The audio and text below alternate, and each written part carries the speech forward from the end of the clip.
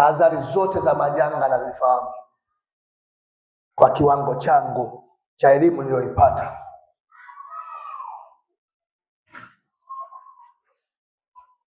Madhara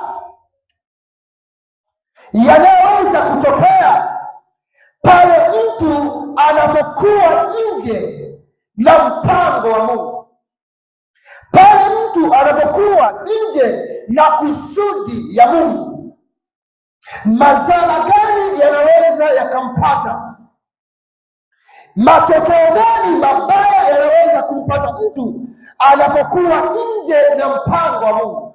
Kadri tunavyoendelea tutaangalia watu ambao mifano kwenye Biblia inayotupeleka kutufundisha kwa habari ya watu ambao wameweza kupata madhara kwa sababu walikuwa nje ya kusudi la Mungu. Na ninatamani mpendwa, wewe unayenisikiliza, ukatae kuwa nje na mpango wa Mungu. Amen. Kuna madhara makubwa sana, na madhara hayo inaweza kuwa kifo, na inawezekana isiwe kifo, inawezekana kupoteza mali, kuingia hasara, na inawezekana isiwe kuingia hasara tu, inawezekana ukasababisha wengine wakaingia hasara, na sio tu kusababisha wengine wakaingia madhara, inawezekana wewe kukosa ufalme wa Mungu, kutengwa kabisa na Mungu. Kwa nini? Kwa sababu ya kukaa nje na kile Mungu anachotaka ukifanya. Nje ya ni kile kitu ambacho unaweza ukawa usifahamu kwamba mimi niko nje ya ama niko ndani ya. Utagunduaje kwamba niko ndani ya mapenzi ya Mungu, na utagunduaje kwamba niko nje ya mapenzi ya Mungu? Tutaangalia mfano wake kwenye maandiko, lakini tahadhari ya mwanzo kwamba usitegemee akili yako. Kwenye eneo hilo tahadhari ni kwamba usitegemee akili yako, mtegemee Mungu, kiongozi wako. Hizo ni dondoo za mwanzo, hata kama sehemu nyingine hutanielewa, lakini nielewe kwanza katika maeneo haya. Usiwe nje ya, uwe ndani ya. Mtu yeyote, hata sasa hivi nikiwauliza walimu walioko nje ya kanisa nini kinaendelea hapa ndani, watakwambia hatujui, kwa sababu wana mambo yao, wanaendelea kule na darasa lao la watoto. Kinachoendelea hapa ndani hawajui, imewapita. Na ndio maana huwa natamani wao wanapeana shifti. Leo hawa wanakuwepo, wiki nyingine hawa wanakuwa kwenye darasa, kwa sababu tunapoendelea huku na wao mambo yao yanaendelea. Nje ya Mungu anamwita mtu kwa kusudi lake.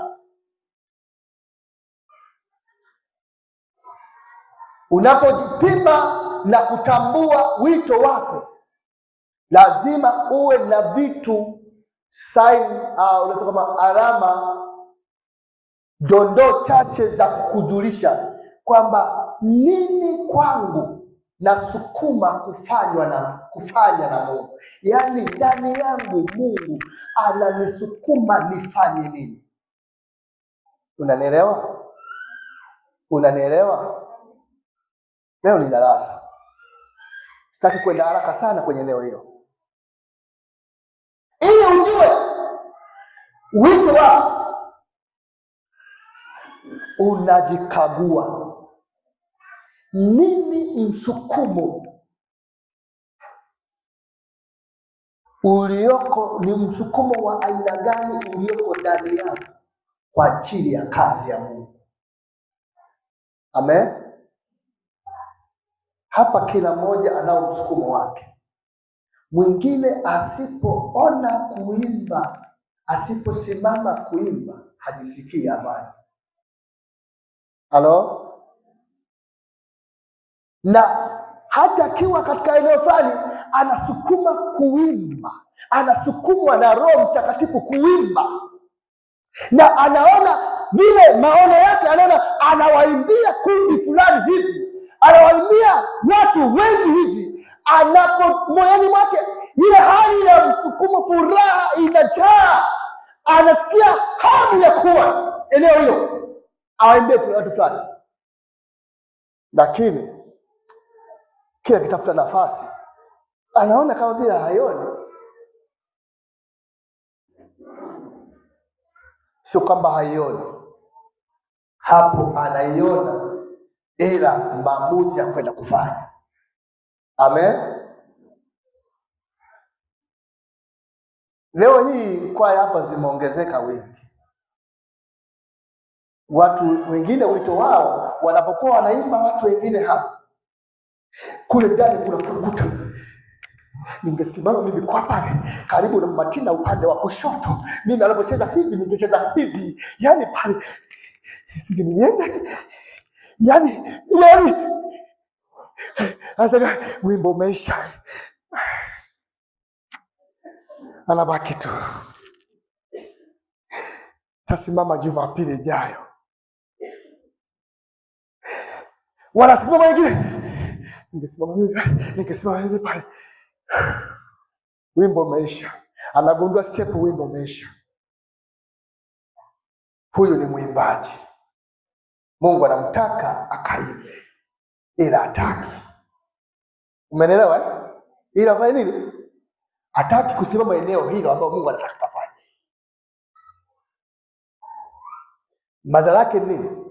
Anajikuta kwamba yupo tu, anapoteza mambo mengi sana, misukosuko na Roho Mtakatifu, anagombana na Roho Mtakatifu sana, anaingia hasara vitu vingi. Kumbe Mungu alikuwa anataka mtu akamtumikie,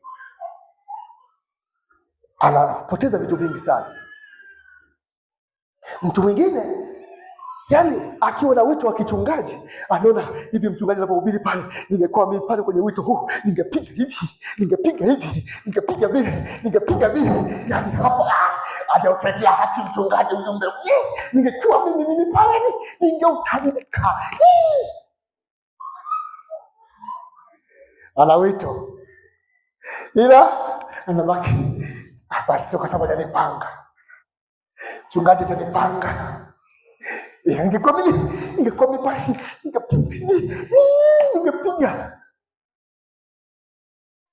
Mungu anamwambia wewe una wito, ukasimame pale uhubiri. Kuna watu kule wanataka wasikie neno lako kupitia kinywa chako. Halo? Lakini mtu anaona mpaka mimi nitakaponiambia mchungaji ndio nitaenda. Lakini Mungu anakwambia, yani ungekuwa mwanangu hapa, ningekutumia hivi, ningekutumia vile, ningekutumia vile. Lakini bado ipo siku nitatumika, nitahubiri mimi. Nini kinatokea? Anafika mahali, miaka inaenda, miaka inarudi, anabaki tu. Shetani anamwambia wewe fanya hiki. Mwishoni ule ujumbe Mungu anapa watu wengine waliofika mahali wanatokewa kabisa, anapewa ujumbe kabisa na Mungu na kichwa cha ujumbe kabisa, na anaamsha usiku au anatembea, anapewa kabisa ujumbe wa kuhubiri, na anahisi kabisa anawahubiria watu vizuri, na watu wanabarikiwa, na anasikia furaha. Lakini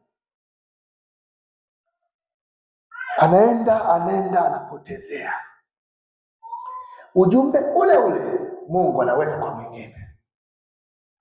anakuja kusimama kuhubiri.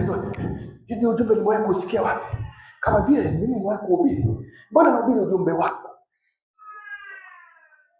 Mungu anatoa, anampa mtu, alafu huyu mtu anakonda baada ya kunenepa kiroho.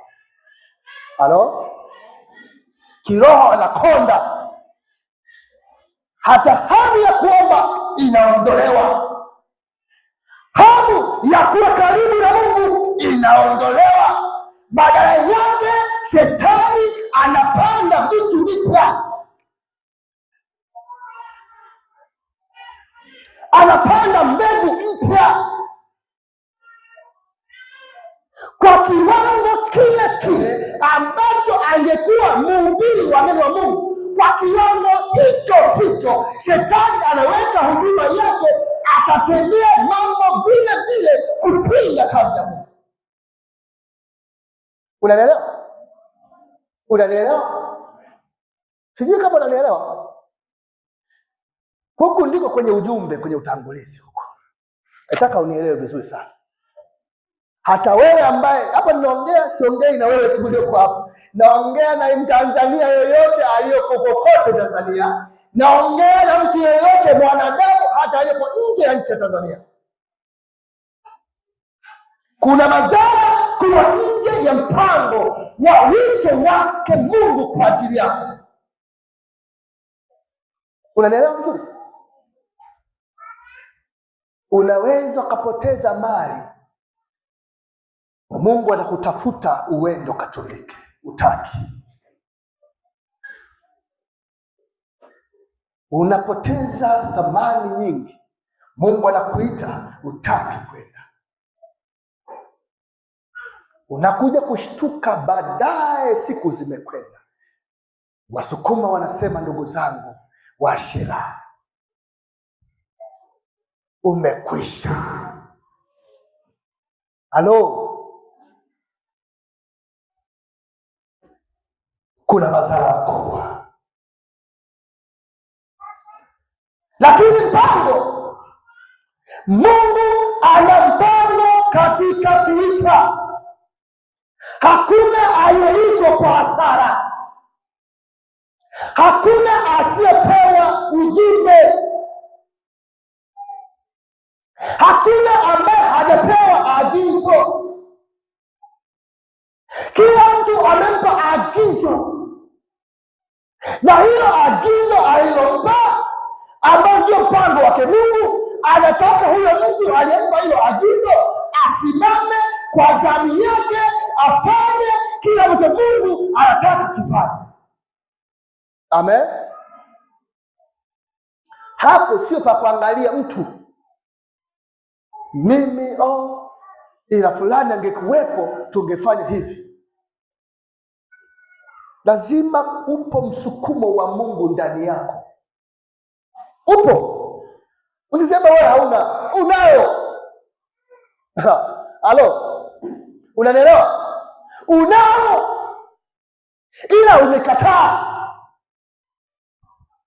Ngeza mimi hapa kanisani, mimi sijulikane kabisa. Mtaanzaje kufanya hiki?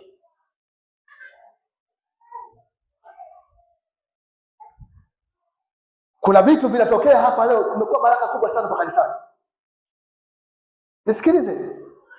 Kuna vitu vinatokea hapa kanisani, tunabarikiwa.